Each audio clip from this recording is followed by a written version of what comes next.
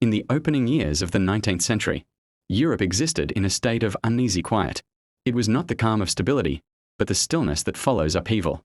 For centuries, the continent had been governed by monarchs, who claimed their authority from tradition and divine right. That order now faced a challenge that could not be contained: the idea that power might come from the people themselves. The French Revolution had forced that question into the open, and once asked, it could not be withdrawn. Thrones remained, but they no longer felt secure. Borders held, but they no longer felt permanent. The old structure of Europe stood, yet its foundations were no longer certain. At the time, few realized that the conflicts about to unfold would do far more than alter territory. They would change how nations organized themselves, how wars were fought, and how ordinary individuals understood their connection to the state. Before this era, Europe still moved to an older rhythm. Most people lived and died close to where they were born. Life followed the cycle of planting and harvest, marked by church bells and local custom. Armies were relatively small, professional bodies, carefully maintained, expensive to deploy, and used with caution by rulers who treated war as a calculated instrument. When wars occurred, they were often limited in scope. Monarchs fought for influence, inheritance, or strategic advantage. Campaigns progressed slowly, constrained by logistics, diplomacy, and long-standing conventions. Officers observed formalities. Engagements were significant, but they were not yet the all-consuming struggles that later generations would recognize. War was harsh, but it remained bounded by tradition. The upheaval in France changed that balance entirely. For the first time, a government called not just on soldiers, but on society itself. The revolutionary state mobilized its citizens on a massive scale. France no longer fought as a dynasty defending its crown. It fought as a nation defending its existence. This marked a turning point. Warfare was no longer simply a contest between rulers. It became a contest between entire peoples. Through mass conscription, hundreds of thousands entered military service, men drawn from workshops, farms, and universities. They were not career soldiers. They were citizens who believed they were protecting an idea as much as a homeland. Across Europe, established monarchies watched with deep concern. They saw not only political instability, but a direct challenge to their own legitimacy. Alliances formed quickly in an attempt to contain revolutionary France. Many believed the new order would collapse under pressure.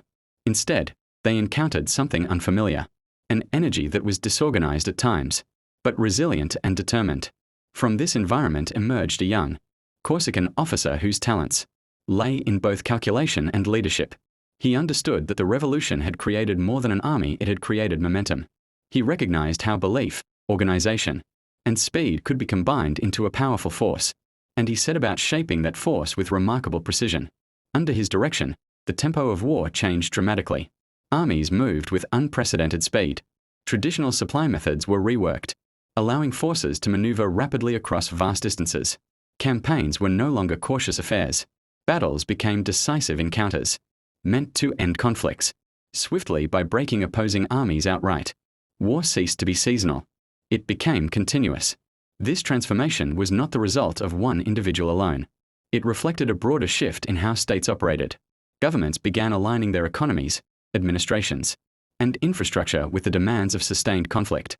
Roads were improved to support troop movement. Production expanded to meet military needs.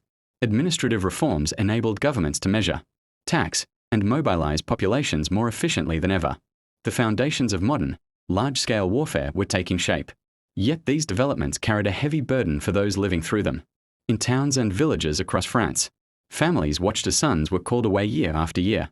A household might see multiple generations leave in uniform, unsure if any would return. Letters from the front spoke less of glory than of long marches, shortages, and the strain of constant movement. In Central Europe, civilians often found themselves directly in the path of competing armies. Fields were requisitioned, homes converted into quarters, and communities forced to adapt quickly to whichever authority held control at the moment. Allegiance mattered less than survival. The scale of battles shocked contemporaries. Engagements such as Austerlitz, Jena, and Bergamo unfolded across enormous landscapes and involved numbers of troops previously unimaginable. Entire regions felt the impact. The experience of war was no longer confined to soldiers alone. It extended outward into the fabric of society. Even before full industrialization, warfare had begun to adopt a more systematic, almost mechanical character. As the conflicts expanded, they carried both reform and domination across Europe. In many territories, Long-standing feudal privileges were swept away. Legal systems were standardized. Administrative efficiency improved. For some communities, these changes brought relief from older burdens. But reform often arrived alongside occupation. Taxes increased to sustain distant campaigns. Local populations were drawn into wars far from home. Customs that had endured for generations were replaced by centralized authority. What began as a movement inspired by revolutionary ideals increasingly resembled an empire enforcing its will. This contradiction became one of the defining tensions of the age. The same force that promoted legal equality could also demand strict obedience. Over time, Europe itself began to change shape. Regions that had once been loosely connected grew more unified. People who had identified primarily with local loyalties started to think in national terms. A broader sense of shared identity, of belonging to a nation, rather than merely to a ruler, began to take hold. This awakening was rarely peaceful. In Spain, resistance movements challenged occupying forces in ways that blurred the distinction between battlefield and civilian life. The struggle showed how deeply war could penetrate society. When populations themselves became participants. Farther east, distance and climate proved as formidable as any army. Campaigns stretched supply lines to their limits. Soldiers endured immense hardship as they moved through unfamiliar terrain. The environment itself became a decisive factor, reminding commanders that strategy could not overcome every obstacle. These experiences revealed that war, when extended too far, could push human endurance to its limits. The effects were not confined to Europe alone.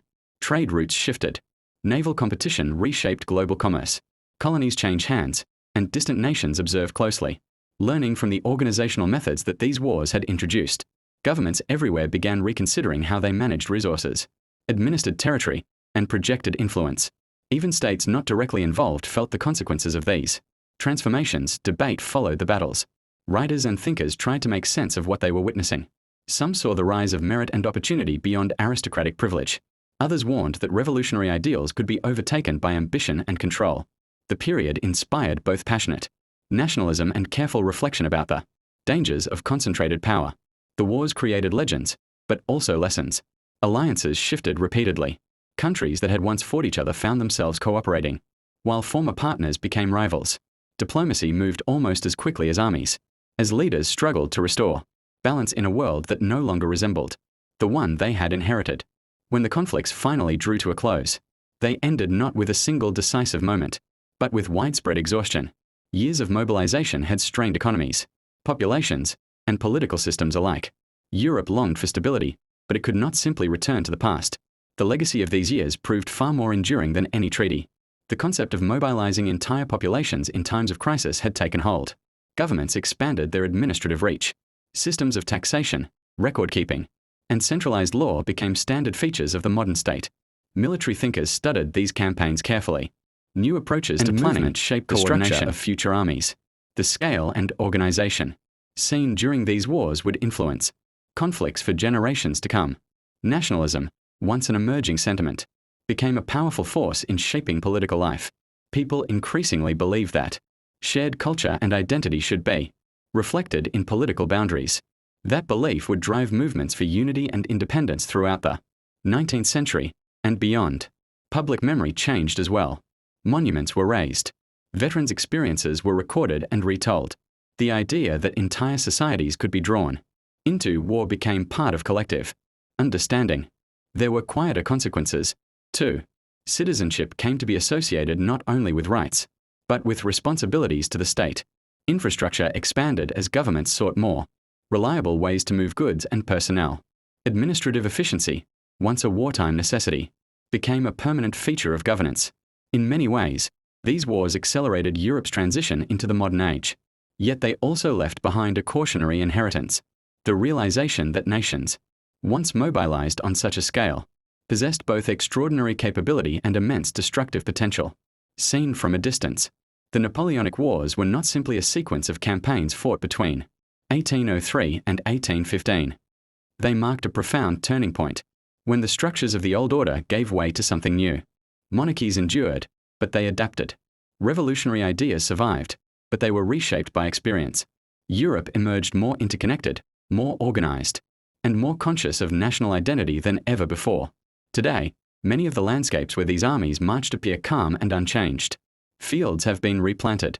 Roads carry travelers instead of columns of soldiers. The noise of conflict has long since faded. But the systems that define modern governance, the scale at which nations prepare for war, and the expectation that citizens themselves are part of history's turning points, all bear the imprint of those transformative years. Before this era, war was largely the business of rulers. After it, war, and the responsibilities and consequences that came with it, had become the concern of entire societies. It was a change that reshaped the modern world, and one whose influence has never entirely disappeared.